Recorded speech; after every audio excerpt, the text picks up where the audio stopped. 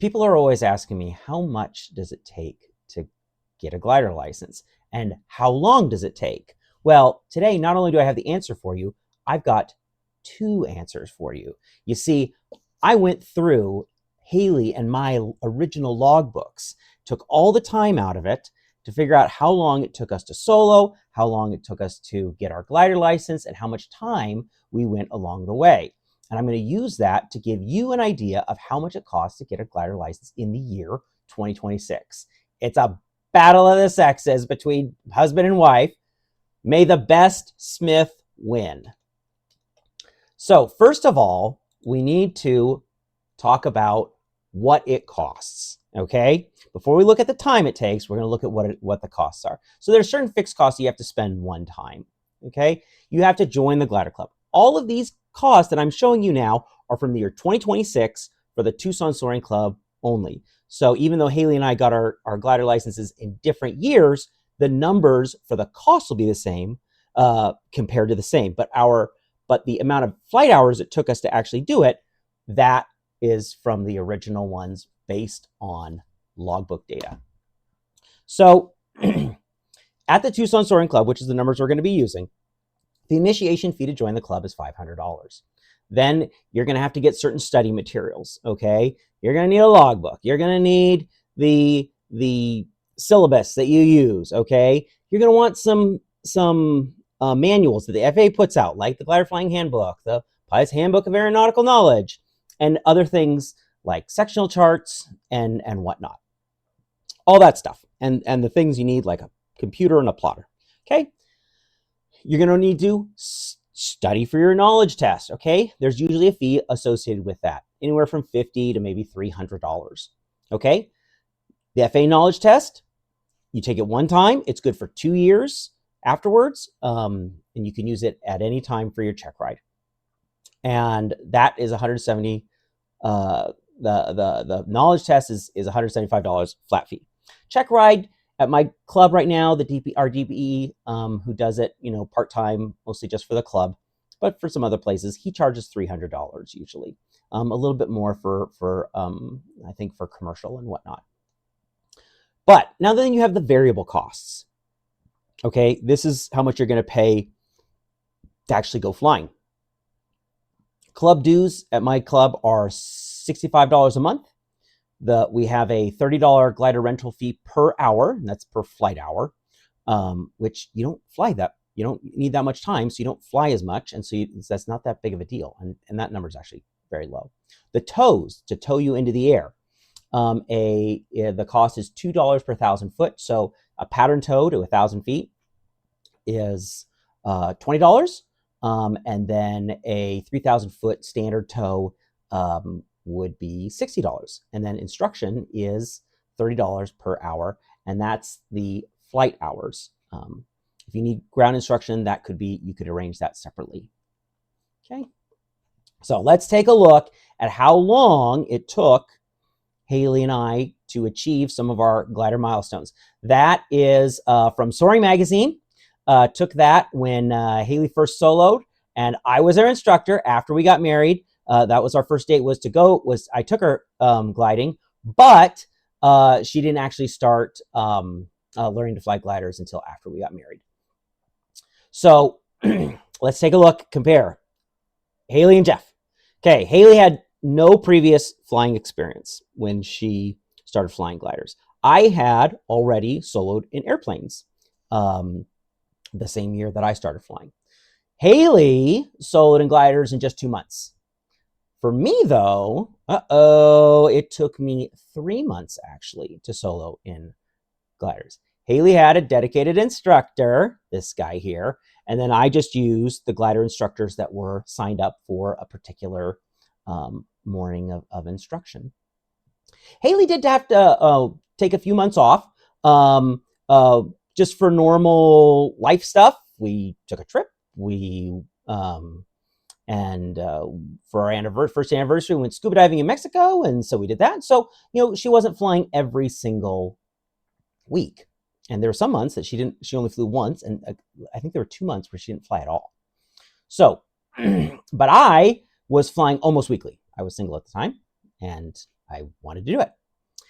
So Haley took 14 months from her first flight to her for her first instructional flight to when she actually got her license. I took 9 months. And one thing in Haley's favor is just to realize is she was actually pregnant when she took her check ride, and she knew about it. And so that was another little thing, just to realize, life happens, and that's it. So Haley, over those 14 months, flew 39 flying days. Okay. I flew on 30 days. Okay. Haley's total flights before her check ride were 84, whereas mine were 72. These are surprisingly similar numbers. Okay. 16.2 hours of instruction for Haley, whereas I did 10.2 hours of instruction. Realize though, her instruction a lot of times was me sitting in the back just because we wanted to go flying together. I looked through our logbooks, and when I'm flying airplanes, when I was learning to fly airplanes, there wasn't a lot of fun flights in there. When Haley and I were both learning to fly gliders, I'd write in notes there. I planned to go solo, but if there was good conditions, I would go soaring. I would fly as high as I could. Hey, there were a bunch of days after either of us were solo before we got our license, where the answer was just that we flew together just for fun. Okay. So by the time Haley got to her check ride, she had 22.1 flight hours, and I had 20.0 on the dot flight hours. I just want to point out there that realize when there could be that big gap. People think, oh, you learn to fly, you solo, and then pretty quickly you take your test. In both Haley and my cases, we soloed fairly quickly. And then it's that period of where you might have to be studying more, getting ready for your test. There are check ride delays because there's not an examiner that's available. And that can really add significant amounts of time to getting your license, to taking your actual FAA check ride. So now let's break down the costs. If we take the original fixed costs, okay, say it's somewhere between $1,125 all the way up to almost $1,500 for, those fixed costs. Because Haley spent more time, her dues, if she were just, paying herself and not part of a family membership, she would have spent 14 months. That'd be just over $900. Her glider rental fees for the 21.1 hours, just over $600. Compare that to mine. My dues would have been closer to $600, and my glider rental fees would have been like $600 on the dot. Now, tows. The way I didn't break down each individual tow as a pattern tow or know exactly how high we got off on each individual tow. I said approximately half of the tows you're going to take are pattern tows, and half are going to be high tows. Initially, they're all going to be high tows to 3,000 feet or whatever your club's standard high tow is. You need to learn how to maneuver the glider. You need to just learn how to do turns and stalls and slow flight and the various maneuvers of learning to do it. Also, and then when you're really practicing landings a lot, as you're getting first closer to solo and then also closer to your actual check ride, you will take a large amount of pattern tows, particularly when you're practicing things like low altitude rope breaks. That counts as a pattern tow as well.